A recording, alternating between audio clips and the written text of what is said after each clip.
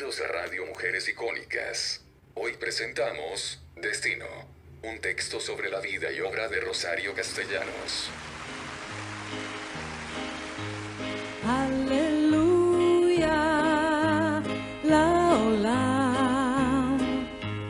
Aleluya, ישירו כולם. במילה אחת בו תודה, הלב מלא בהמון תודה, והולם גם הוא איזה עולם נפלא. הללויה עם השיר, הללויה על יום.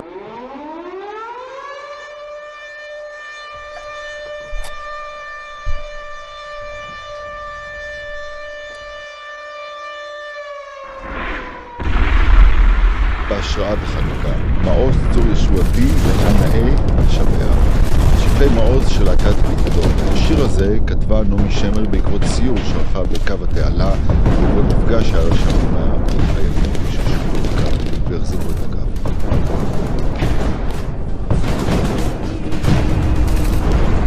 הללויה על מה שהיה היה ומה שעוד לא היה.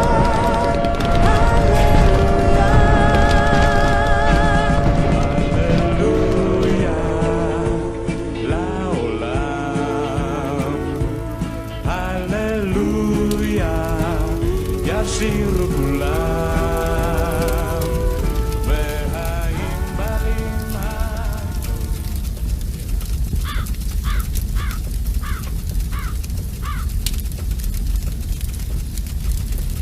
Capítulo 1.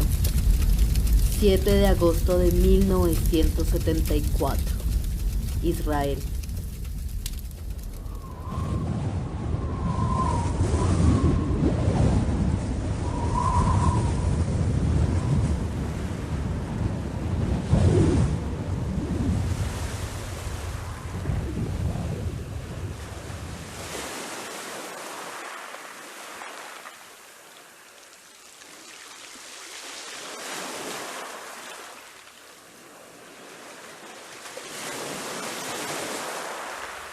Para Rosario la playa de Israel tenía algo diferente.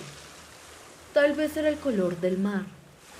Tal vez era el aire que respiraba que la hacía sentirse más en paz que nunca. Todas las tardes se escapaba de la embajada a la playa y podía durar horas viendo a la gente, detallando las olas, escribiendo poemas sobre su nostalgia de México. Por alguna razón, contraria a su vida depresiva y su soledad infinita, en esta playa se sentía feliz.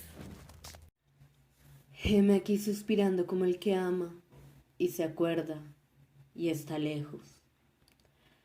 Pensó, y con las manos en los bolsillos y un suspiro a medias, se dio media vuelta y empezó a caminar por unas calles que le parecían demasiado estrechas. A mitad del camino se encontró con una tienda de viejeras. Por un momento pensó en seguir derecho, pero llamó su atención una lámpara, dorada y antigua. Sin dudarlo, preguntó el precio con la fluidez de quien nació hablando hebreo y compró la lámpara. Al salir de la tienda, con una media sonrisa susurró: un día de estos Dalia me va a botar todas las viejeras que llevo a la casa. Caminó hasta llegar a una casa amarilla que, si bien no era un lujo, tampoco le faltaba nada.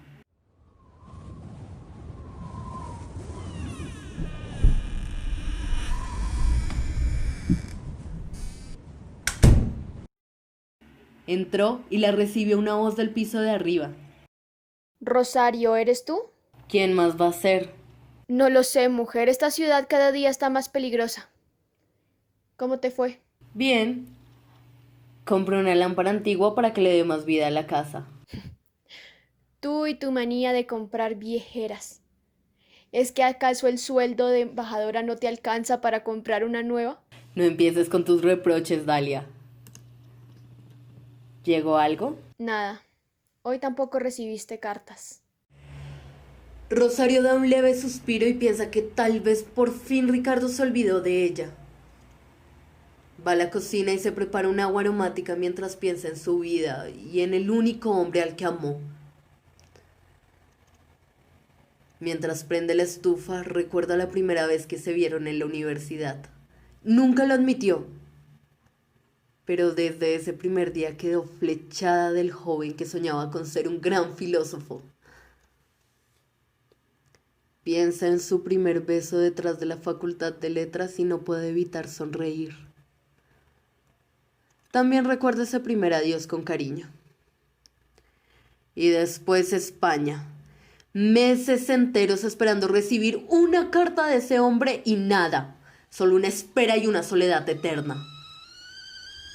Igual que en este momento.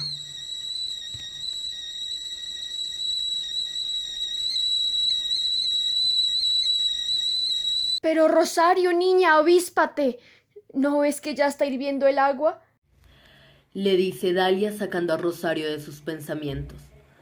Mientras la mira con ternura y le arregla un mechón de cabello, le recomienda. Deberías ir a tomar una siesta, Rosario. Hoy tampoco vas a recibir nada. Voy a esperar un poco. Uno nunca sabe.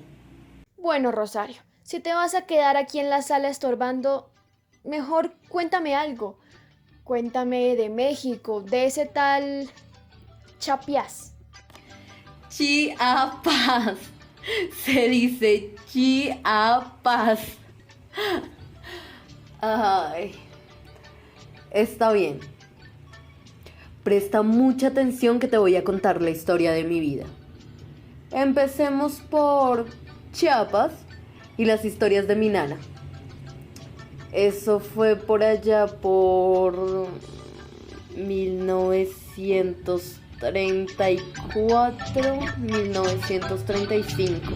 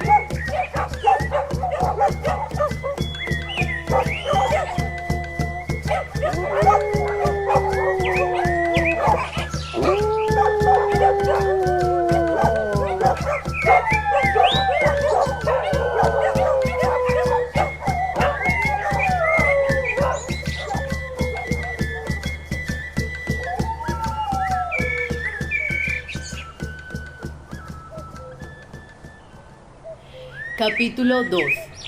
3 de septiembre de 1935. México.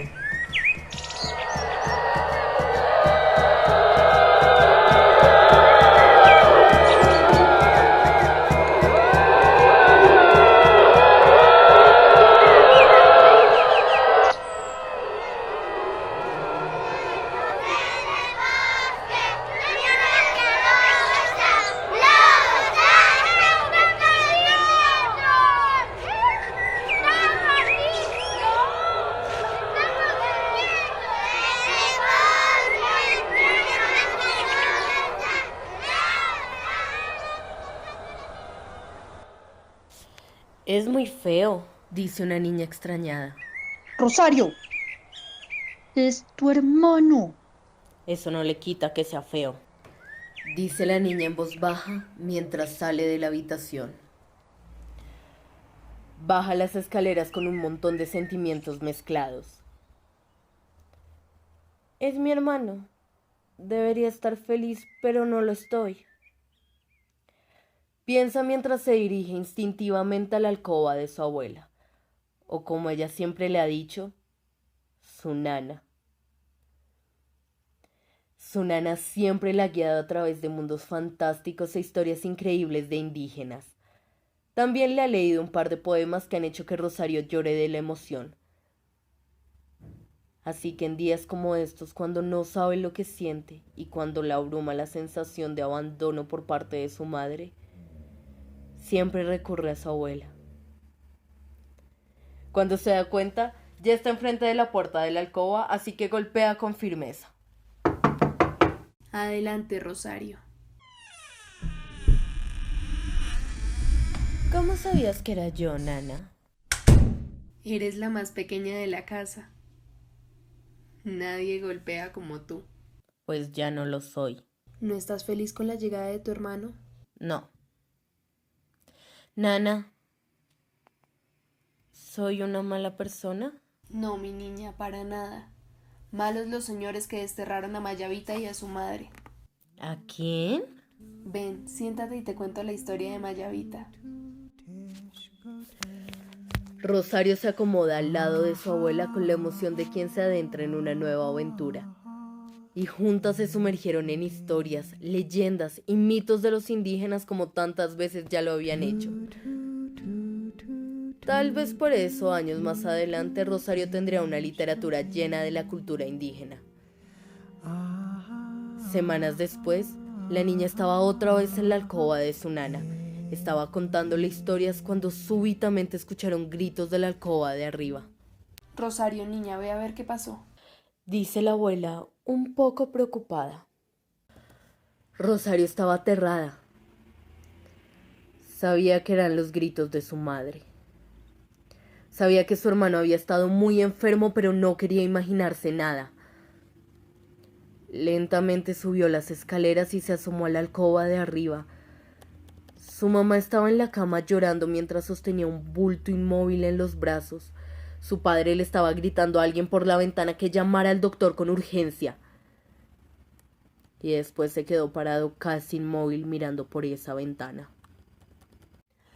Los tres se quedaron en la misma posición, por lo que Rosario sintió que eran horas, hasta que su madre dijo casi en un susurro: Dios mío, ¿por qué no te llevas a la niña en vez de quitarme el varón? En ese momento Rosario sintió una ira tan grande que lo único que pudo hacer fue salir corriendo. Esta vez no donde su nana, más lejos, lejos de sus padres y de esa casa infernal. Huyendo de su vida, corrió hasta encontrarse en las afueras del pueblo, donde se quedó varias horas. Los días, los meses y los años siguientes estuvieron permeados por la muerte de su hermano. Su madre casi ni le dirigía la palabra, así que ella se la pasaba recorriendo las calles de Chiapas sola, preguntándose por qué las personas que eran originarias de allá se bajaban del andén cuando veían venir a alguien con una piel más pálida. Cuando estaba en su casa, si no estaba en su cuarto imaginándose millones de historias, estaba en la alcoba de su nana escuchándolas.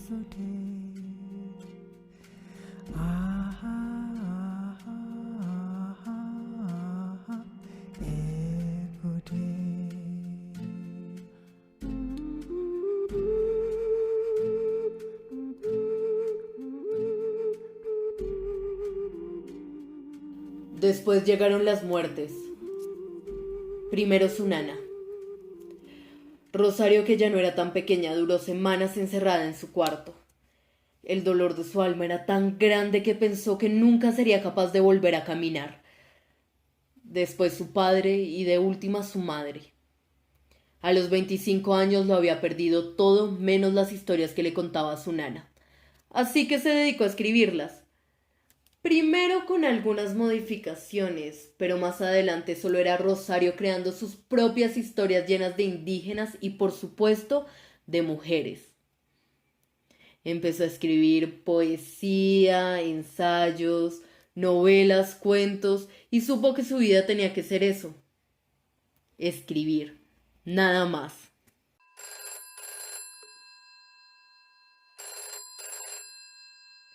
En la casa de Israel, en 1974, suena el teléfono sacando a las dos amigas de la historia que Rosario estaba contando. Dalia, sobresaltada, recoge el teléfono y dice: Fija tatua. Disculpe, está equivocado, pero en hebreo. Después de colgar, mira a Rosario que está cabizbaja. Estabas esperando la llamada de ese hombre, ¿cierto? Siempre. Debió ser un golpe muy duro, tantas muertes. Lo fue. Y permeada de ese sentimiento fue que escribí Un río sin peces. Ese no lo he leído. Dame un segundo, debe estar por acá. Rosario busca en un montón de papeles desorganizados hasta que encuentra el que estaba buscando y empieza a leer.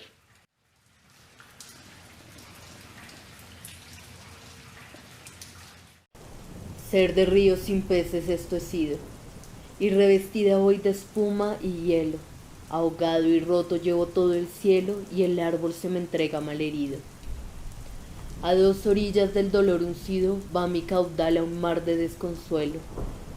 La garza de su estero es alto vuelo y adiós y breve sol desvanecido. Para morir sin canto, ciego, avanza mordido de vacío y de añoranza. Ay, pero a veces hondo y sosegado se detiene bajo una sombra pura, se detiene y recibe la hermosura con un leve temblor maravillado.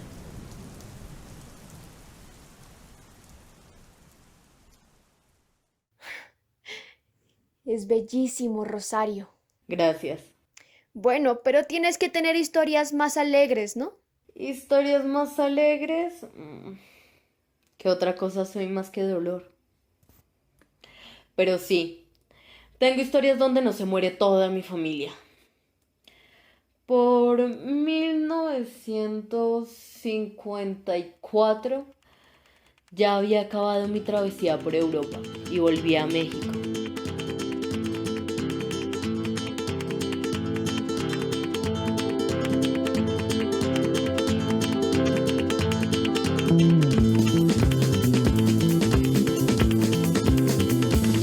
El sueño va sobre el tiempo flotando como un velero, flotando como un velero.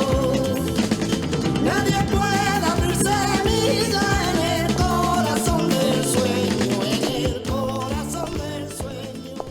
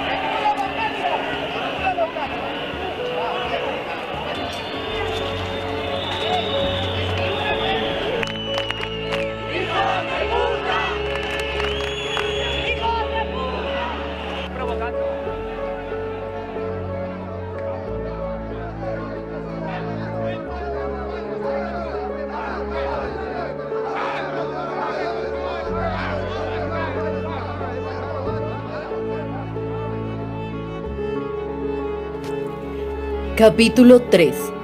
4 de febrero de 1954. España.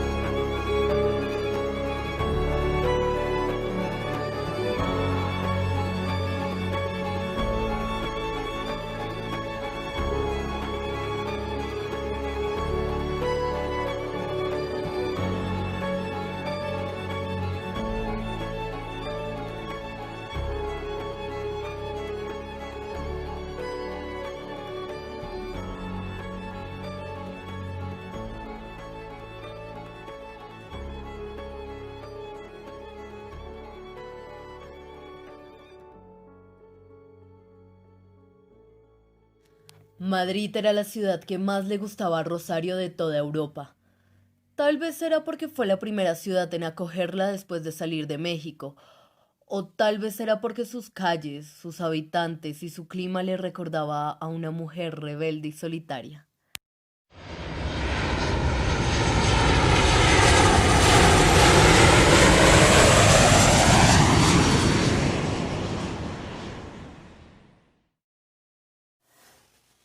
Mientras esperaba pensaba que había llegado a Madrid en un barco sin saber qué había más allá de los mares, con la esperanza de volver y reencontrarse con el amor de su vida.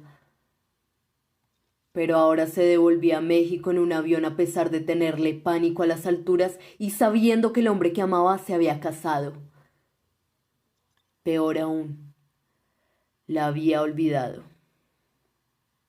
Pero volvía y no iba a buscarlo. Volvía para luchar por la mujer. ¿Cómo era posible que en México lo más osado que podía decir una mujer era «hombres necios que acusáis a la mujer sin razón»? Sor Juana Inés de la Cruz había escrito esos versos en el siglo XVII y hoy tenían la vigencia de un poema que se escribió ayer. Rosario tenía mucho por lo que luchar y mucho que escribir. No tenía tiempo para volver a buscar un hombre que no tiene palabra, pero sí muchos amantes. Así que se montó en ese avión. Se tomó unas gotas de veronal para poder dormir sin que la mataran los nervios y se preparó para su viaje de regreso a Chiapas.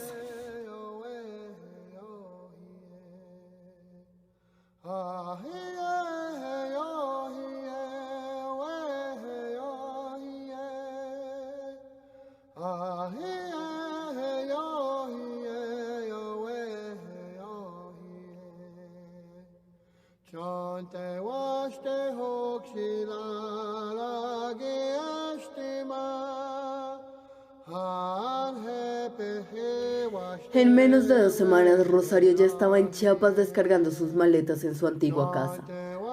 No dejaba de parecerle increíble la rapidez del viaje.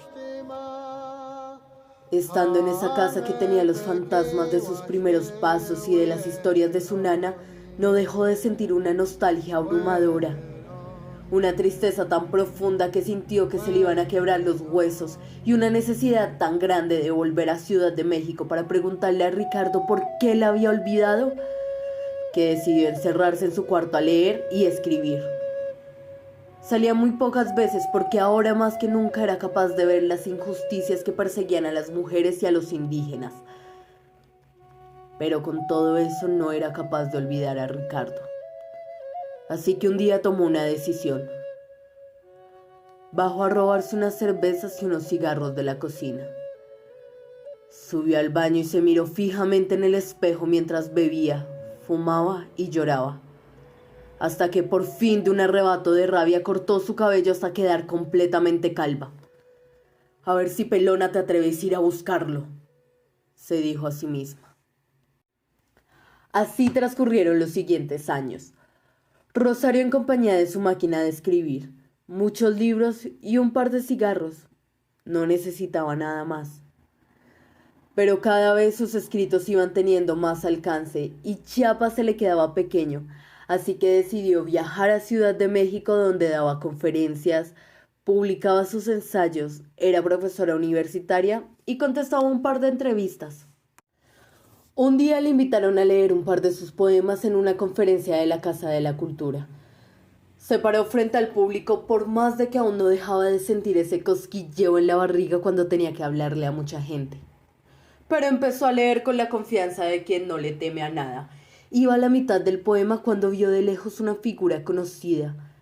Cuando enfocó su vista hacia él, lo reconoció enseguida. Era Ricardo. Ahí estaba otra vez con su mirada pretenciosa.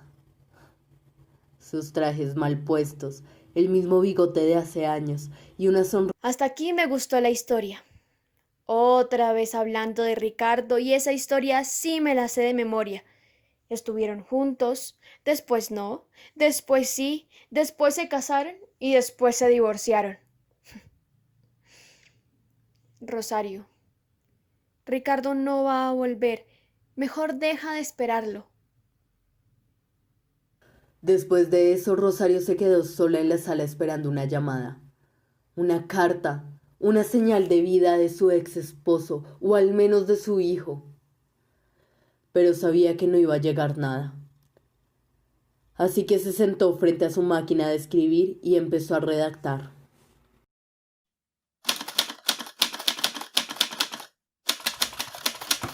«7 de agosto de 1974. Pasaporte. Mujer de ideas, no. Nunca he tenido una. Jamás repetí otras, por pudor o por fallas mnemotécnicas. Mujer de acción, tampoco. Basta mirar la talla de mis pies y mis manos.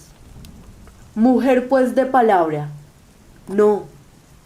De palabra no, pero sí de palabras. Muchas, contradictorias, insignificantes. Sonido puro, vaco cernido de arabescos, juego de salón, chisme, espuma, olvido. Pero si es necesaria una definición para el papel de identidad, apunte que soy mujer de buenas intenciones, que he pavimentado un camino directo y fácil al infierno.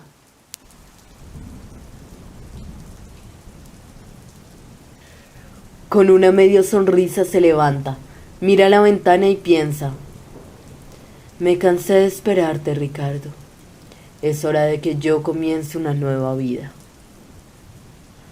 Se voltea y ve la lámpara que había comprado. Se decide a ponerla en una mesa antigua que también había adquirido hace poco. Sonrió al pensar la cara que iba a poner Dalia cuando viera que sus viejeras juntas sí eran un bonito adorno. Así que fue a la cocina por un trapo mojado para limpiar la mesa. Acomodó la lámpara y se decidió a encenderla. Ya se estaba haciendo de noche, además tenía la impresión que esa lámpara le iba a dar una calidez especial a la sala. Así que la conectó, pero no vio la luz de la lámpara ni la calidez que irradiaba. Solo se sumergió en la penumbra eterna.